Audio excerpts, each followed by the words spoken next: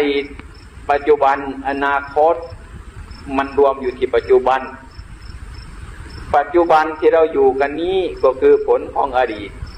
อดีตก็คือสิ่งนั้นมันเป็นเหตุของปัจจุบันเมื่อถึงปัจจุบันนี้ปัจจุบันนี้เป็นผลเมื่อปัจจุบันเป็นผลนี้ปัจจุบันเป็นเหตุอนาคตเป็นผลนะทางพุทธศาสนาเขาเรียกว่าอันนี้ได้เป็นวิบากเกิดจากการกระทำดีกระทำชั่วฉะนั้นวิบากทั้งหลายอดีตก็ดีอนาคตก็มารวมอยู่ที่ปัจจุบันเรานั่งอยู่เนี่ยทำเสียเมื่อเรามีอยู่มีชีวิตอยู่ในปัจจุบันนี้รีบทำท่านบอกว่าอย่าไปห่วงอนาคตเลยอย่าไปห่วงอดีตเลยทำไมท่านถึงพูดอย่างนั้น